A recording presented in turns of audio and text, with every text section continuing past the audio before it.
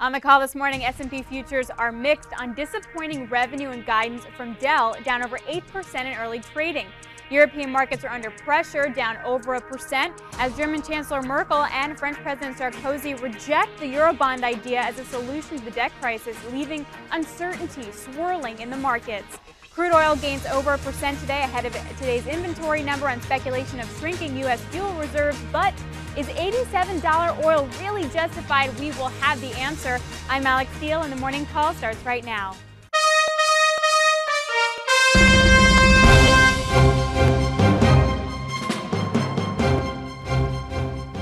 Good morning. I'm Scott Redler, Chief Strategic Officer with T3Live.com. And I'm Alex Steele with The Street, and together we bring you the morning call. If anything, we definitely need some strategy today. We had a pretty volatile day on Tuesday, but the S&P ended down only 11 points. What did that kind of light reversal, I guess I'll call it, tell you? We came in yesterday not sure what to expect. Last week, there was violence. Anytime the futures opened down 10 to 15 points, they close on the dead lows. So yesterday we talked about using retracement rules to see if there was any commitment to that rally that we saw last week, to try and give us some validation on whether or not it was just an oversold bounce or kind of lead to higher prices. So yesterday we talked about certain rules to watch to see for that commitment. And you remember what those were? Fibonacci retracement rules, and I wanted to take a look at them again to see where we landed yesterday and if you got more heavily invested into the market, which we were talking about yesterday, if it just had that 38% correction or so. You know, it held higher than that, which showed even more commitment. So let's take a quick look at the chart. I will show you what we're talking about. Here is the SPX. This is that head and shoulders pattern that I say every day, because if you saw this develop, you saved yourself a lot of pain, because once we broke this neckline in the SPX around 1250, you had to move 150 handles lower, down to this 1101. So last week we had to move from 1101 back to 1204.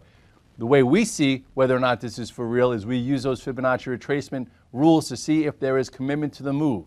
So you go like this from the low to the high here, which is around 1204, and that's how you come up with the level. So I want to show you a little closer so you could see exactly what we're talking about.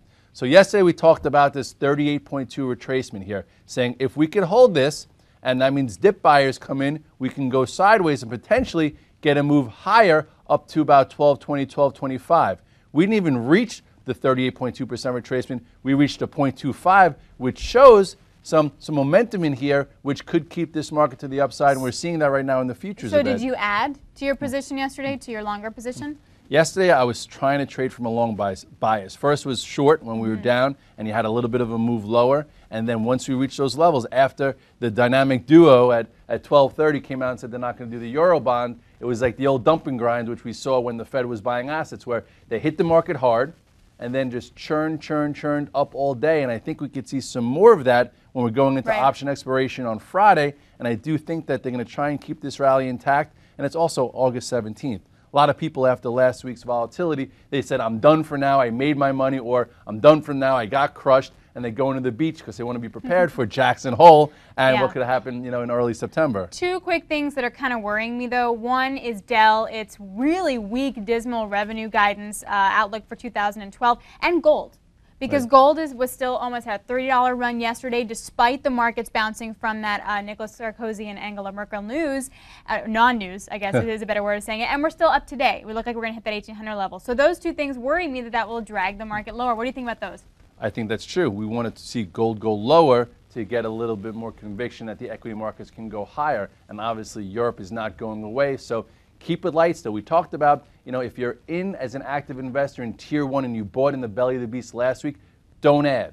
As a trader, I have to be here every day, so I need to trade, maneuver the ranges, and if you bought some of those investment stocks or the go-to stocks, don't add, because of those reasons that at any time the composure can change again. So we're not out of the woods, but you could test the waters here, because who knows, maybe this builds and maybe we see 1225 in the S&P back up to 1250 before some of these headwinds start to really show their face. And then and we'll talk about Dell in a little bit also, but then one sector that I have to wonder will lead the markets lower or higher are the financials. They've just gotten hammered. They're technically now in a bear market, right? The XLF is down 20% for the year. Do you think that they're overdone? I was reading on Real Money Silver today that one of the commentators there says, I think it's overdone. I think the bad news is way priced into financials, and we could see a 10% rally. Do you agree? I think a 10% rally after the crushing that they've had could easily happen. It could happen quick. I don't know if it'll build. I don't know if it'll be sustained. but we don't have to know now. All we do is look at these lower pivot areas to see whether or not we can get a trade or resolution to the upside, for this type of rally. Because if we get resolution to the downside, once we look at these charts, it's going to be hard for the market to sustain, this lower range. So are you looking at the XLF for that, or are you going to the individual stocks to see if they're really predicting some direction? I look at the XLF as a whole, but I actually watch the leading stocks. You watch your Goldman, your Morgan, all the other ones, which we're going to get into. Yeah. But I would rather you buy some of the better banks in the group than the entire ETF, because this ETF has been lagging the entire market. So let's go to Morgan Stanley, because it's been having some pretty wild swings for financials, right? Between 5 to 7% on any given day in any given direction. So what is it telling you today, and what kind of direction can you glean? Well, a few things first. Some of the directors came out in Morgan above 20 and started buying shares. So insider buying, to me, I like it. I like to see management on the side of the shareholders. There's been 5 of them, not just one of them, but the chart still hasn't been able to get out of its own way. And if you want to take their pain, it's in the 17s. They bought in the 20s. Take a look here, Morgan. They came out with a good report. They tried to hold up before the market got pressured. This was your tight stop. And then it broke through support, broke through this 20, and now it's building a lower flag here. If you wanted to be testing in a tier 1, it's still a little